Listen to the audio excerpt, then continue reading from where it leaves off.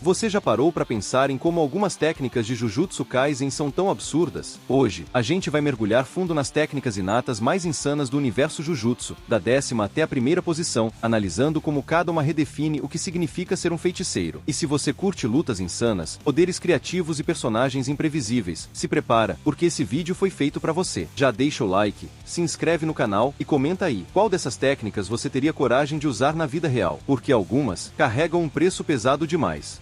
Na 10ª posição, temos uma técnica que pode parecer simples à primeira vista, mas que carrega um nível de periculosidade e utilidade estratégica absurda.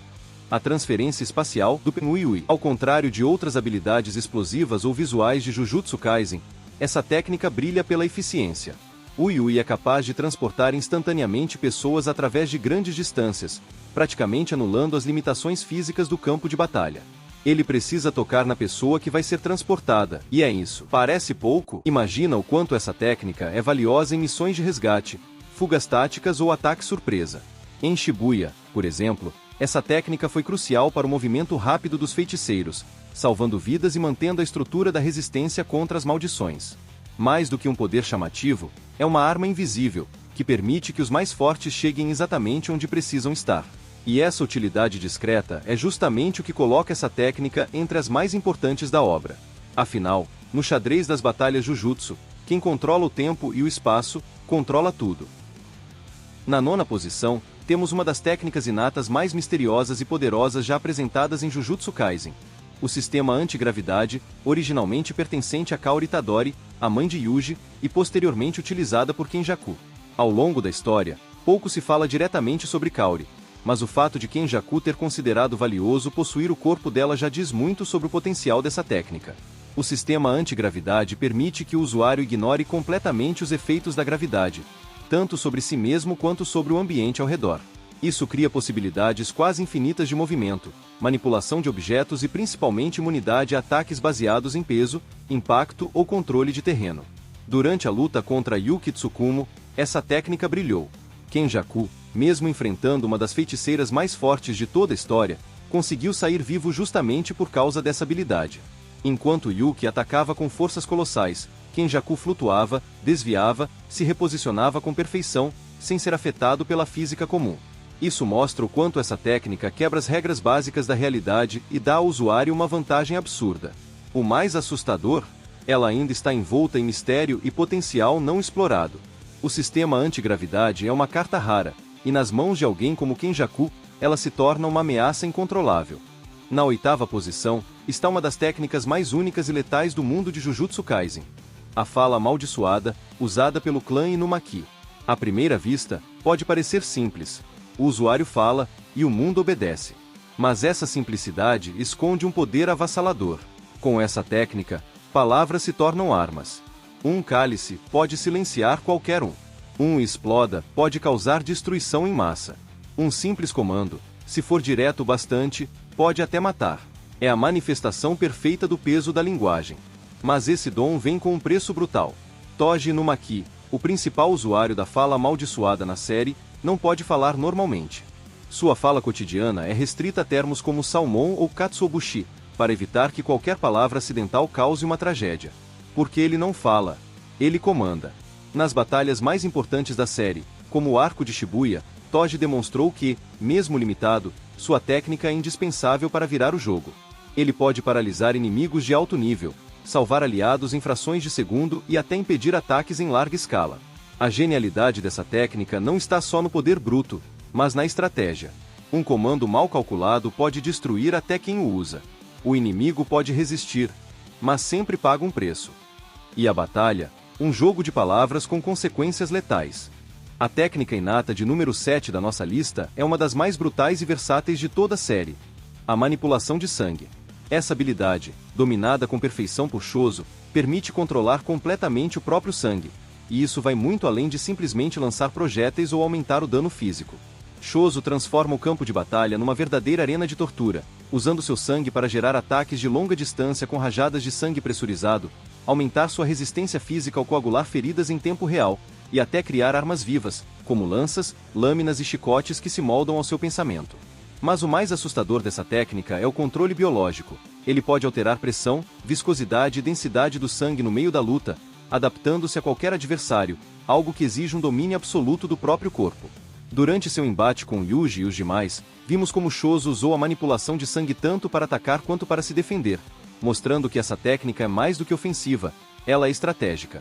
E o fato de Shoso não ser um feiticeiro tradicional, mas sim uma maldição híbrida, torna isso ainda mais especial, pois o sangue amaldiçoado é uma mistura instável de força bruta e energia negativa, o que dá aos seus golpes uma letalidade única.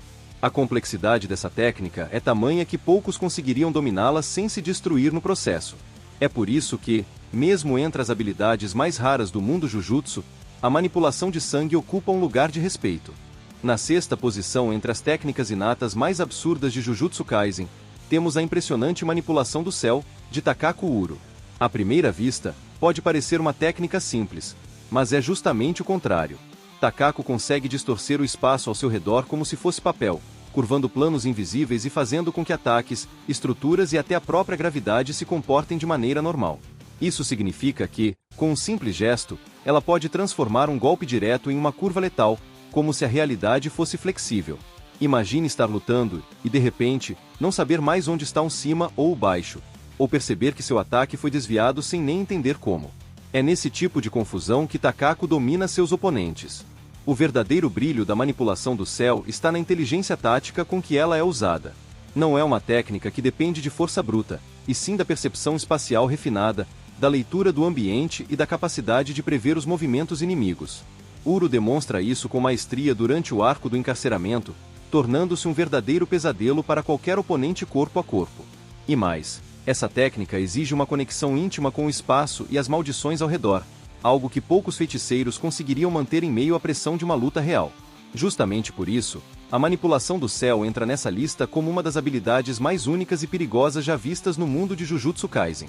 Na quinta posição, chegamos a uma das técnicas mais perigosas, versáteis e imprevisíveis de Jujutsu Kaisen. A manipulação de maldições, exclusiva de Suguru Geto, o mais infame dos usuários amaldiçoados. Essa técnica permite que Geto absorva qualquer maldição de grau inferior a ele, dominando-as por completo e utilizando como bem entender, seja como arma, escudo, distração ou exército pessoal. O impacto dessa habilidade vai muito além do 1 contra 1. Geto é um estrategista nato, e com centenas de maldições à sua disposição, ele consegue dominar campos inteiros de batalha. Ele não é só um lutador, é um general. O mais assustador da manipulação de maldições é sua imprevisibilidade. Ao contrário de técnicas diretas como as de Gojo ou Toji, Geto usa o caos como recurso. Ele pode liberar uma maldição gigante como Uzumaki, feita da fusão de várias outras, explodindo tudo ao redor, ou simplesmente soltar dezenas de pequenas criaturas amaldiçoadas para desestabilizar o inimigo. Tudo isso sem sequer precisar se aproximar. Em um confronto real, lutar contra Geto significa lutar contra centenas de maldições diferentes ao mesmo tempo. E pior, ele pode se adaptar à sua técnica no meio da luta, sempre puxando algo novo do seu arsenal espiritual. Seu domínio sobre as maldições não é só poder bruto, é controle absoluto do terror, o que o torna uma ameaça em qualquer escala de confronto. No nosso quarto lugar, temos uma técnica tão destrutiva quanto enigmática. A Fúria Estelar, da feiticeira especial Yuki Tsukumo, uma das poucas reconhecidas no mesmo nível de poder que Satoru Gojo.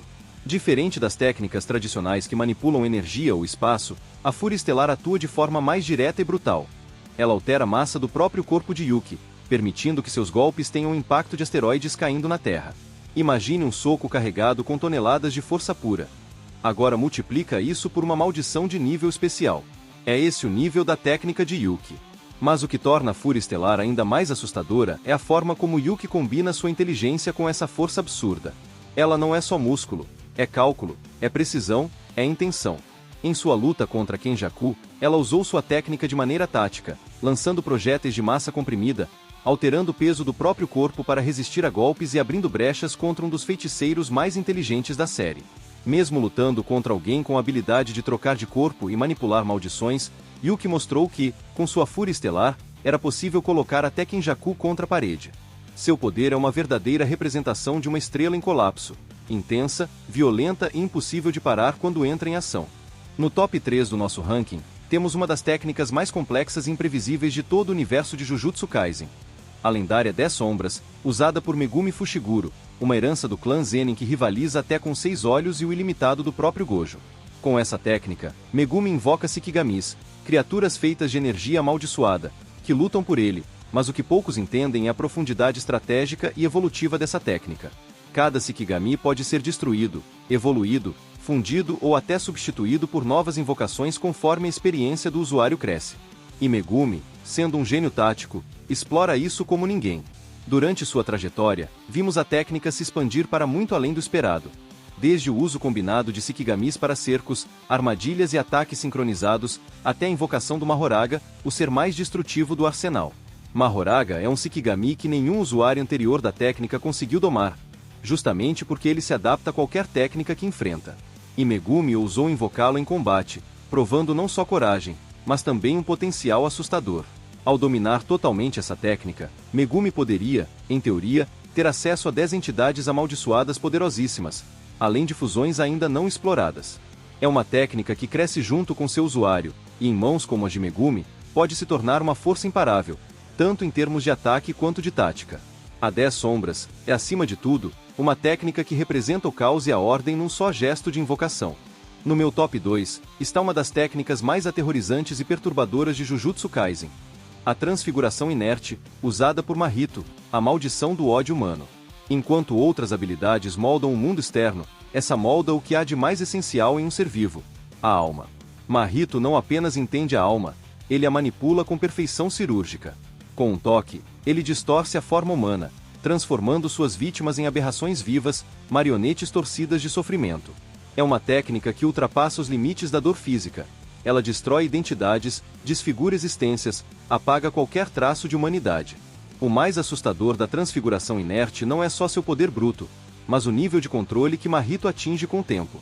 Ele aprende a modificar não apenas os outros, mas a si mesmo. Ele se regenera, se reconstrói, se aprimora durante as batalhas, evoluindo como um vírus. Ao alcançar sua forma verdadeira, Mahito se torna quase invencível.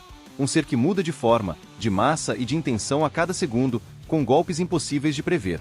Ele cria cópias de si mesmo, engana seus oponentes, e até força uma expansão de domínio que garante acerto automático em quem estiver dentro. Não é à toa que até Satoru Gojo reconhecia o perigo dessa maldição. Mahito é a encarnação do medo da mudança, uma ameaça invisível que pode te remodelar com um toque. E por isso, sua técnica leva com folga o segundo lugar entre as mais poderosas. Agora chegamos à técnica mais imprevisível e insana de todo Jujutsu Kaisen, ocupando o topo desse ranking: o comediante de Fumihiko Takaba. A habilidade de Takaba vai contra tudo que conhecemos sobre lutas, lógica ou mesmo coerência dentro do universo Jujutsu. Diferente das outras técnicas que exigem controle, energia ou até um pacto com a morte, o comediante transforma a criatividade e a confiança em combustível absoluto para distorcer a realidade.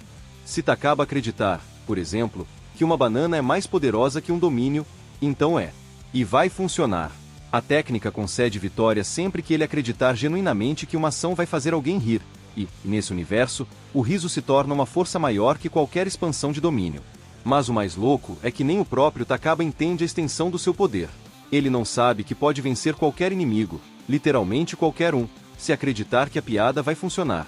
Durante o arco final, vimos ele enfrentando Kenjaku, o cérebro por trás de toda destruição no mundo Jujutsu, e pressionando-o como se fosse um igual. Isso mostra que o verdadeiro terror do comediante não está no que ele faz, mas no que ele pode fazer, se um dia despertar completamente para. Nossas menções honrosas à técnica ilimitada de Satoru Gojo. Ao contrário do que muitos pensam, o verdadeiro segredo por trás do seu poder quase divino não está só na técnica em si, e sim em uma herança genética raríssima: os 6 olhos. É isso mesmo, Gojo só consegue utilizar o ilimitado com tamanha perfeição porque os 6 olhos funcionam como um supercomputador mágico embutido em seu cérebro, analisando tudo em tempo real, refinando cada partícula de energia amaldiçoada, prevendo movimentos, maximizando o controle e, mais importante, reduzindo a perda de energia a quase zero. E já que estamos falando de menções honrosas, precisamos mencionar também Yuta Okkotsu, o único feiticeiro que Gojo declarou ser mais abençoado que ele. Mas calma, essa afirmação não quer dizer que Yuta supera Gojo em combate direto. O que Gojo quis dizer é que o potencial bruto de Yuta, principalmente por causa de sua ligação com Rika, ultrapassa qualquer limite comum. Só que aqui está o ponto que muita gente esquece. Yuta só tem acesso a uma variedade tão insana de técnicas amaldiçoadas por causa da Rika. Ela é a responsável por armazenar e liberar essas habilidades copiadas. Sem ela, Yuta não teria nem metade do arsenal que demonstra nas lutas. Por mais absurda que pareça, a verdade é que a técnica inata de Sukuna só se torna uma ameaça global por causa dele mesmo. Sozinhas, as técnicas de desmantelar e destrinchar poderiam parecer simples. São cortes precisos, um voltado para seres vivos e outro para matéria inanimada. Parece direto, quase básico. Mas o que transforma isso em algo apocalíptico é a força bruta, a inteligência e o instinto assassino do próprio Sukuna. Em outras palavras, qualquer outro usuário com essa habilidade provavelmente teria uma técnica funcional. Mas nada comparado à devastação que Sukuna é capaz de causar. E aí, depois de mergulhar nesse festival de poderes insanos, me diz, qual dessas técnicas inatas você acha mais apelona? Será que você escolheria o domínio absoluto de Sukuna, a versatilidade divina do Gojo ou a criatividade imprevisível de Takaba? Comenta aí embaixo, quero saber tua opinião. E ó, se você curtiu esse vídeo, se inscreve agora no canal, porque aqui o buraco é mais embaixo e o hype é sempre no talo. Ativa o sininho para não perder nenhum vídeo novo, e claro, deixa aquele like maroto que fortalece demais o nosso trabalho. A gente se vê no próximo vídeo, e até lá, cuidado com quem tem um domínio em mãos. Porque no mundo de Jujutsu Kaisen, uma boa técnica não vale nada se o feiticeiro for fraco.